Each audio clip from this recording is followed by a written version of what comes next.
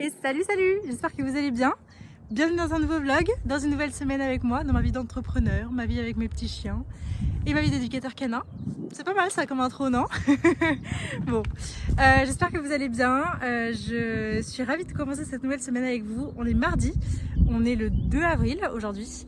Hier c'était férié, donc c'est pour ça que j'ai pas vlogué, mais j'ai fait quand même pas mal de choses, je vais vous raconter ça. Écoutez, là on est en balade avec les petits loups. Bon, ils ont traversé, ils sont dans le champ là-bas en train de creuser. Je l'espère, ça me laisse le temps de vous parler. Écoutez, rentabilisons ce temps-là. Mais écoutez, je voulais simplement vous partager que cette semaine, c'était pas du tout prévu, mais je suis sur une semaine à fond formation. Je pense que ça va être un petit peu le sujet des prochaines semaines parce que j'ai un petit ralentissement au niveau éducation canine, hein, ce qui est normal avec mon déménagement. Donc je me suis dit je vais en profiter parce que je sens que j'en ai besoin là en ce moment. J'ai besoin de me rafraîchir la mémoire sur pas mal de choses. J'ai envie de lire, j'ai envie d'apprendre, j'ai envie de regarder, d'écouter, de m'inspirer. Donc voilà, écoutez, c'était pas prévu comme je disais. Hier j'ai passé toute la journée sur un cours d'analyse et modification comportementale qui est dispo sur la plateforme de Muso Plus. Très chouette formation. Je l'avais commencé plusieurs fois il y a des mois de ça, voire des années. Ça fait des années que je l'ai acheté, je crois. Et j'avais jamais pris le temps de me poser dessus et d'avancer.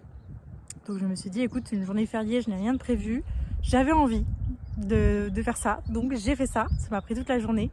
Mais je suis pas mécontente du tout parce qu'elle était vraiment très bien. Je n'avais entendu beaucoup de bien de toute façon de cette formation. Et globalement, tout ce qui est là sur la plateforme Muso Plus, vous pouvez y aller les yeux fermés, c'est vraiment généralement très très top. Donc ça ne fait pas exception à la règle. C'est même d'ailleurs un grand classique de la plateforme, mais que je suis très contente d'avoir terminé. Et puis le soir, avant d'aller me coucher, je reçois un mail, une newsletter d'un organisme de formation anglais que je suis depuis, pareil, des années sans avoir pris de formation parce que moi, ma peur, elle est sur formation en anglais, je vais pas arriver à suivre, etc., etc. Écoutez, ils ont fait des promotions. Je suis allée voir le catalogue. En ce moment, le truc sur lequel, la formation sur laquelle je voulais aller, c'était un truc sur la communication du chien, sur le langage canin, le langage corporel des chiens. J'avais vraiment envie de pousser un peu plus mes connaissances là-dessus. Il s'est trouvé qu'il y avait une certification avancée sur le sujet. Donc, je me suis dit ni une ni deux. Si ça tombe là maintenant devant toi, c'est pour toi. Donc voilà, donc je me suis inscrite à cette formation. Il n'y a pas de temps limité pour le faire, donc je vais prendre le temps tranquille. Mais encore une fois, j'ai envie de profiter des prochaines semaines là pour avancer là-dessus. Donc je suis très contente. Écoutez, c'était pas prévu, mais je suis très contente d'avoir un nouveau projet de formation en cours. Donc voilà, je suis très contente. Et puis bien sûr, j'ai la formation LPI à terminer. Donc ça, je pense que je m'y pencherai demain matin parce que j'ai pas du tout le temps ce matin. Mais je suis dans les évaluations là, donc pareil, j'ai quand même un bon gros bloc de temps à dégager pour les évaluations. Mais globalement, ça touche à sa fin puisque j'ai déjà filmé l'évaluation pratique. Il me reste la théorie à faire, le montage de la pratique à faire et à envoyer. Et puis voilà, on sera bon sur cette certif. Très contente. Voilà, écoutez, des fois, ça fait du bien de se replonger dans la formation. Ça permet de réveiller les neurones, de remettre les choses en place, etc. C'est vraiment ça que ça me fait en ce moment. Et j'en avais vraiment besoin parce que je manquais un peu de motivation, j'avais l'impression de ne pas être bonne dans mon travail. Et ça, bon, ça arrive souvent et a priori à tout le monde, hein. Mais bon, voilà. Donc là, ça me fait du bien. Écoutez, ça nourrit mon syndrome de l'imposteur, peut-être, mais ça me rassure et ça m'aide à avancer et à faire des choses encore plus cool. Donc c'est très bien. Voilà. Bon, bah écoutez, je vais pas vous retenir plus longtemps pour ça parce que je parle déjà beaucoup trop. On va continuer notre balade et puis j'essaie de vous montrer quelques trucs dans l'après-midi.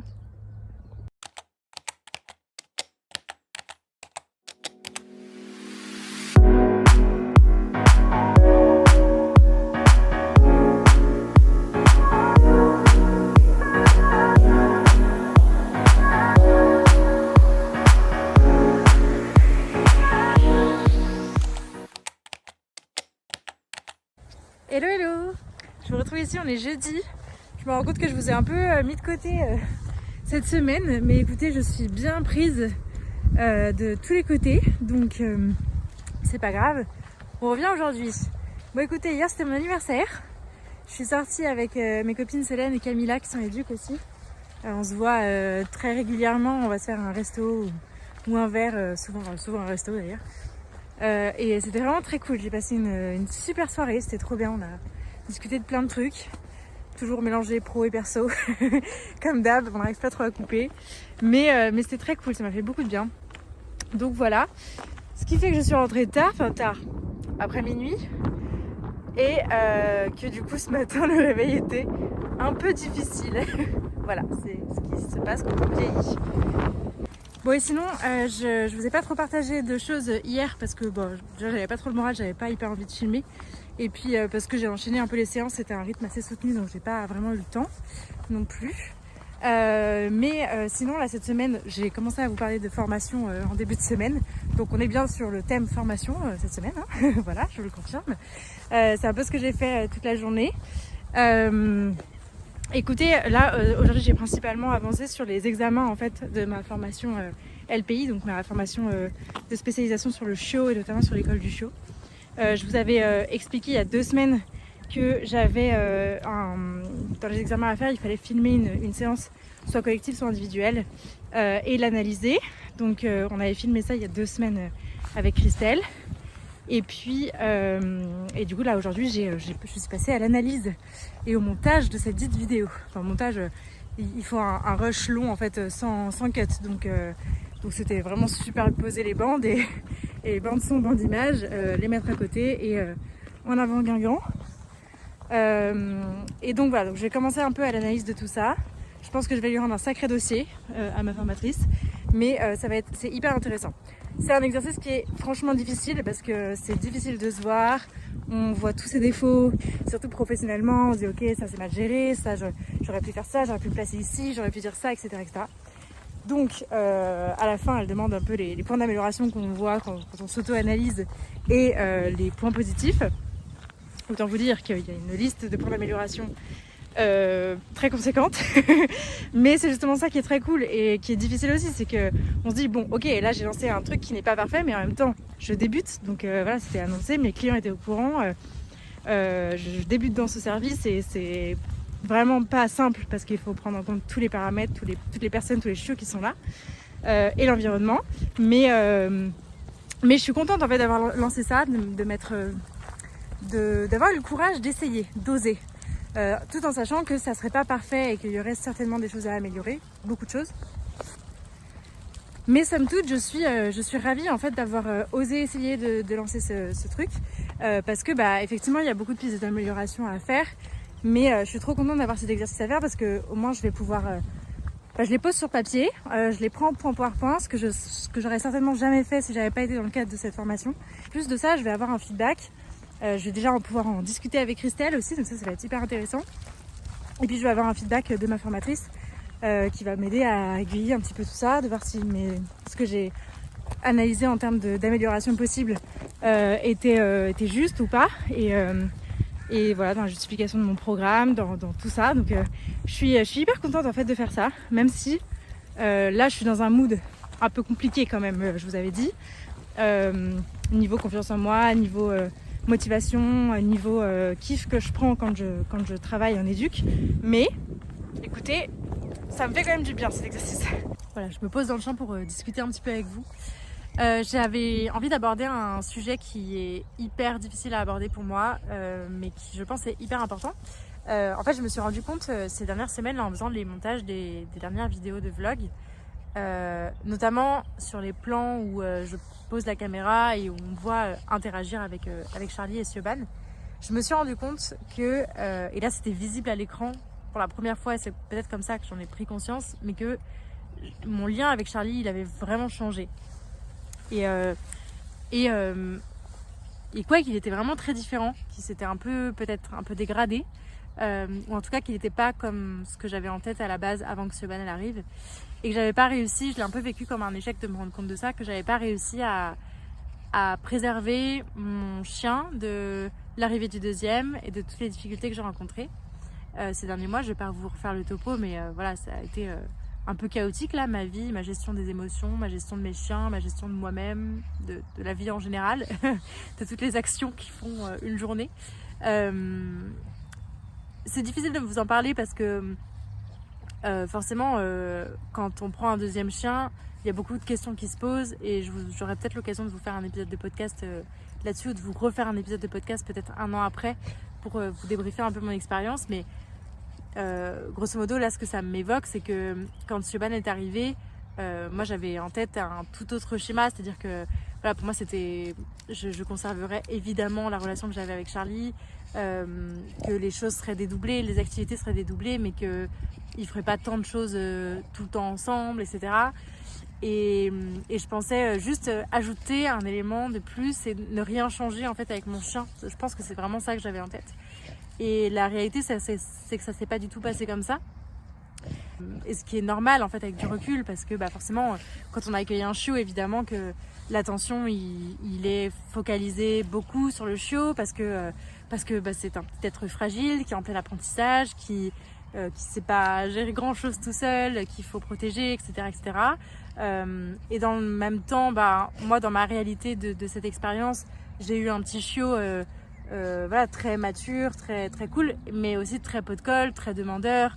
Voilà, Siobhan, elle est, enfin, je vous la montre et vous l'aurez compris, mais elle est tout le temps sur les genoux, elle est tout le temps en recherche d'interaction, de jeux, de friandises, de câlins.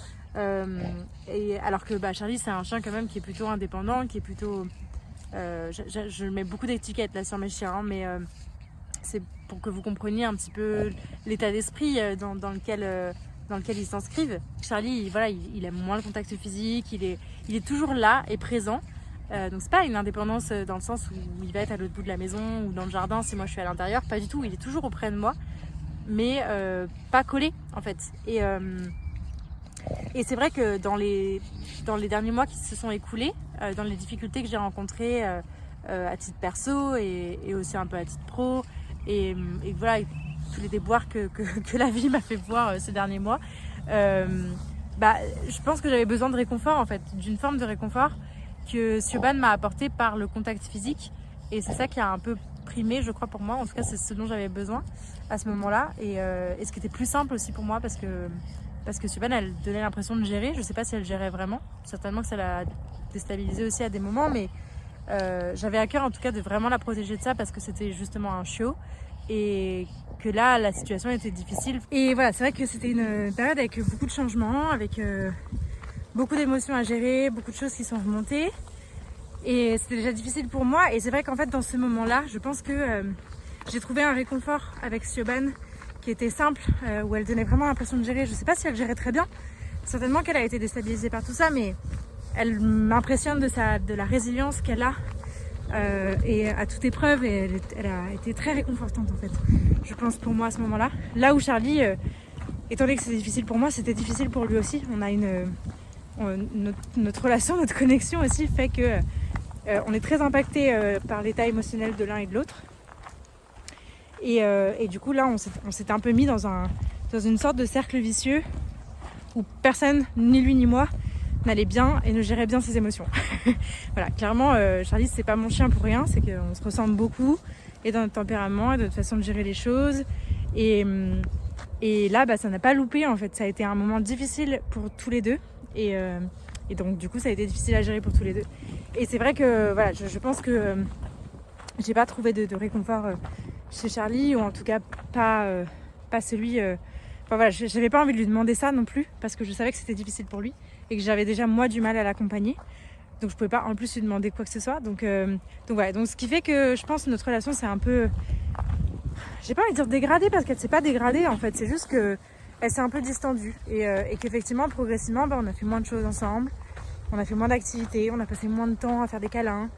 Il était moins demandeur et moi aussi. Et pas dans. Je pense que le lien de confiance il est resté malgré tout.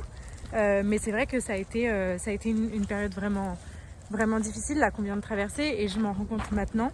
Donc c'est difficile de vous parler de ça, parce que j'ai un peu l'impression d'un aveu d'échec dans la gestion de mon chien, dans la gestion de ce foyer multi-chien que j'ai décidé d'avoir il y a 1 an. Et ouais, c'est rude en fait. c'est rude de se rendre compte de tout ça. Mais je vous en parle parce que ça me permet d'aller de l'avant, et je sais que j'ai que de l'amélioration à apporter. Donc voilà, donc là j'ai décidé de faire beaucoup plus avec Charlie. Je sais que mon temps il est pas extensible, je sais que mon énergie non plus. Je me remets tout juste de toutes ces émotions. Là j'ai encore eu... Enfin voilà, je vous ai bien raconté pas mal de choses, hein, mais voilà, là je sors tout juste la tête de l'eau. J'ai pas envie d'aller trop vite non plus, donc je sais que voilà, je vais peut-être plus prioriser Charlie ces prochains temps. On va se remettre à faire des exercices ensemble, on va se remettre à travailler, on va se remettre à... parce que c'est ce qu'il aime faire. On va se remettre à aller se balader tous les deux. On va aussi se remettre à faire juste des moments où on est que tous les deux. Là aujourd'hui ça a été beaucoup le cas. Seben elle avait envie d'être tranquille dans le jardin. Donc elle est allée bronzer toute la journée et Charlie est resté à l'intérieur avec moi. Et c'était super cool en fait, rien qu'avec ça, à un moment donné je suis allée le voir, je lui ai proposé des caresses, il était plutôt ok, finalement je lui ai fait des massages, après il en a eu marre, il est parti, et puis il est revenu vers moi, enfin voilà. Et ça c'est des choses qui n'étaient pas arrivées depuis longtemps, parce que c'est vrai que Seben elle est tout le temps là, elle est tout le temps au milieu. Camilla m'en avait parlé un petit peu il y a 2 semaines, et elle m'a dit un truc qui a fait beaucoup écho, c'est ce truc de Seben, ça a été la petite princesse là pendant 1 an, mais maintenant tu sais qu'elle va bien, donc retourne prioriser Charlie, parce que lui il a plus besoin d'accompagnement. C'était à peu près l'idée, mais c'est vraiment comme ça que je le perçois. Effectivement, ils n'ont pas du tout la même base, et ces difficultés là qu'on a traversées me l'ont bien prouvé. Ils n'ont pas du tout la même base, ils n'ont pas du tout la même gestion ils n'ont pas du tout la même résilience, les mêmes capacités à gérer les choses. Ils sont très différents, ils n'ont pas du tout les mêmes problématiques, ils rencontrent pas du tout les mêmes problématiques, et ils ont vraiment besoin de 2 accompagnements différents. Donc voilà, donc là mon plan là sur les prochains mois, ça va vraiment être de trouver enfin notre équilibre, parce que maintenant j'ai plus un chiot et un chien adulte, j'ai presque 2 chiens adultes, donc ça veut dire que voilà, la période on est toujours en période critique, mais toujours en période sensible, on fait toujours très attention. Mais en tout cas, je peux me permettre de peut-être plus, moi, maintenant, sortir de ma zone de confort. Et notamment sur la solitude, parce que ça, c'est toujours compliqué pour moi. Je pense que je vais m'autoriser à des fois me dire que, en fait, comprendre vraiment cette phrase qu'on m'avait dit, que j'avais beaucoup entendue quand Seben est arrivé, de se dire que ça ne sera pas égal, ça sera équitable. Et c'est vrai que je mesurais pas trop cette différence-là. Donc là, c'est ce que je vais vraiment essayer de mettre en place, de retrouver la relation que j'avais avec Charlie avant que Seben arrive. Ce sera jamais pareil, mais en tout cas, on va essayer d'aller de l'avant en visant un peu cet objectif-là de retrouver une relation vraiment chouette, sans que Seben soit forcément tout le temps au milieu, à demander des câlins, à des friandises. Même si elle est très mignonne et qu'elle est très drôle, c'est un peu pesant pour Charlie, je le sais. Et du coup, moi, de m'être rendu compte de ça, ça me l'est aussi un peu. Donc voilà, ça veut pas dire que je vais la mettre de côté, hein, du tout, rassurez-vous. Mais voilà, elle est... Seben, pour la décrire, elle est toute petite, mais elle prend énormément de place. Et, elle est imposante. Elle est petite, mais imposante. Et c'est vrai que voilà, Charlie, il est plus fin, plus discret, plus sur la réserve. Il est très patient avec elle. Vraiment, je suis encore étonnée de à quel point il est complaisant avec elle. Et je veux vraiment préserver ça. Donc voilà, je pense que je tire la sonnette d'alarme au bon moment et qu'on va tout faire pour que ça soit mieux. Ah, mon chachou. Chat. Voilà. Par exemple, j'appelle Charlie. Hop, qu'est-ce qu'il a? Seben, c'est tout le temps comme ça. Charlie. Viens, Mimi. Ah, mon petit loup. Montre comme t'es beau. Montre. Ouais, il est trop bien. Allez, un petit pot pour le chouchou. T'as pas envie d'être pris en photo? D'accord. Allez, on est parti. C'est cool. Par exemple, une activité qu'on partageait beaucoup avec Charlie. Déjà ça. À chaque balade, on avait des gratouilles. Et il y a des moments de moins maintenant. Et c'est ce qu'il adorait faire, c'était quand on allait faire des photos. Charlie, il adore poser. Il adore. J'ai beaucoup renforcé le clic de l'appareil photo. C'est vraiment un truc qu'il kiffe. Et moi, ça fait des mois que j'ai pas fait de photos avec mon appareil photo. Donc, typiquement, ça fait partie des activités toutes bêtes, qui ne coûtent rien, qui font plaisir, qu'il adore, qu'on partageait ensemble avant et qu'on va pouvoir remettre en place rapidement et avec pas grand chose d'effort en fait. T'es dans un état, mon chat. T'es dans un état, mon chapiteau. Ah là là. Attends, mets ton harnais, il a tourné un peu là. Ouais, non, c'est parce que tu es tourné. Hop là. Non, mon petit loup, t'es content? Regardez qui se tape l'incruste. Tout le temps, elle est là. Mais on l'aime beaucoup quand même.